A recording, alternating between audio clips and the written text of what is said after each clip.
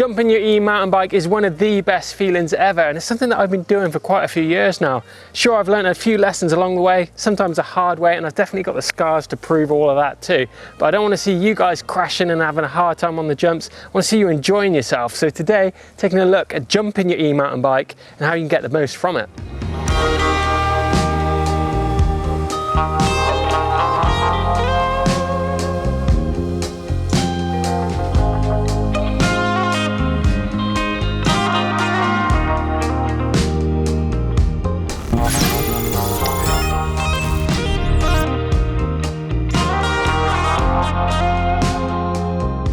If you're going to be jumping your e-bike, there's a few changes that you need to do from your regular trail riding setup. Such things as increasing the tyre pressures. I think for jumping, I'd go for around 35 to 40 psi if you're solely focusing on jumping alone. That way the tyre's going to be a lot faster rolling, it's going to be a lot more predictable on takeoff, and it's not going to squirm once you case a landing or if you over jump, things like that.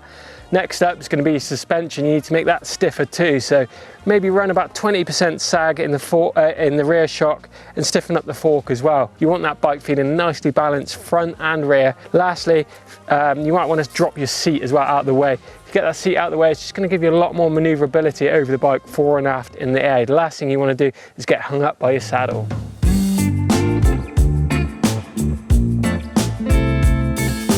Popping your hop. Now, what exactly do I mean by that? Well, popping whilst you're hopping on a jump is a really great way of creating that extra distance and a lot of height. Now, a lot of riders think that the actual size of the jump is determined by the takeoff alone.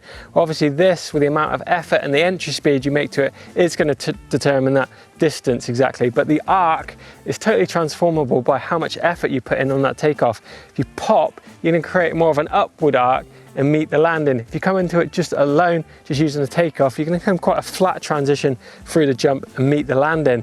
So effectively, you can come into this jump a lot slower, come in, squash the suspension down. As you get into the takeoff, you load the bike even more and create a big bunny hop off the takeoff, creating a big high spot in your arc of your jump and to meet that landing rather than relying on speed alone.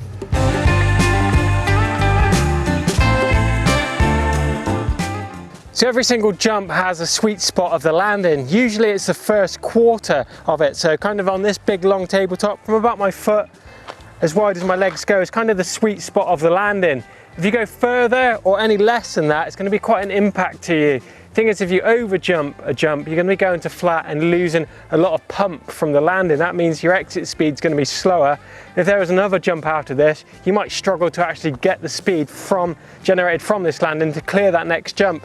And obviously if you come up short on the jump, again, you're going to lose a lot more speed. There's going to be a bigger impact coming down for you. The front wheel is going to whip down really hard and sometimes can cause a loss of control. So trying to aim for that sweet spot, the first quarter of the landing, front and back wheel together, is really important to generate that speed from the landing and continue it out down the track.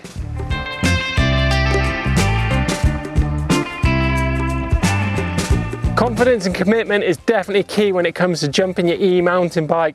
What you need to do is find a jump that you're comfortable on already, jump it 2 or 3 times, and just make sure you're having no sketchy moments on that jump. Then you're ready to move on and progress to the next stage. 3 in a row, you're a pro. That's what we like to say on those jumps to get them dialed.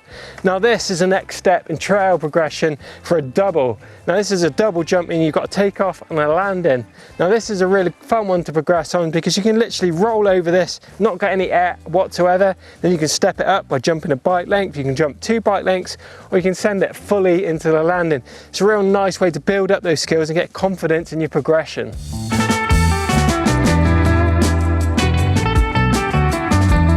The safety pencil has become my best friend over the years that I've been doing jumping, and by what I mean the safety pencil is adopting the front wheel high technique when either you're going for the over jump or you're going to case the back of the landing. What we really need to do is get that front wheel nice and high, almost in the wheelie position in the air, ready to absorb all of that landing for the mistake that you're going to make. So if you're doing it on a case, you just need to be aware that all that forward energy is going to try and flick you forward as soon as that back wheel touches down, particularly if you're right in the back of the landing. It's got a real nasty thing to try and flick you straight over the handlebars.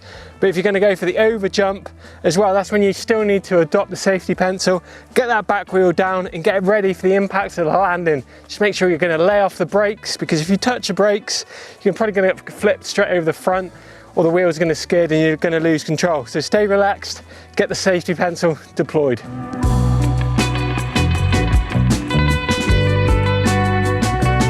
The angle of the dangle is also super important when it comes to jumping your e-mountain bike. Now, what do I mean by the angle of the dangle? It's the actual shape of your bike in the air, the trajectory that is going through the air to match the landing. Now, if you're jumping to flat, you really need to land back wheel first. But if you're landing to a transitioned landing, such as this, a banked landing, then you need to go through the air, then match the landing front and rear wheel together as you land. If you come into this transition landing with a back wheel landing, you're going to come in quite heavy on the back wheel.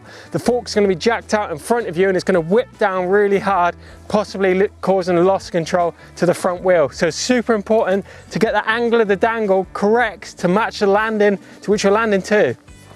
So there you go, I really hope you've enjoyed today's video on all my little tips about getting airborne and getting the most out of jumps on your e-bike. But don't forget, if you guys got any tips about how you jump in or how you get out of situations, drop us some in the comments box below.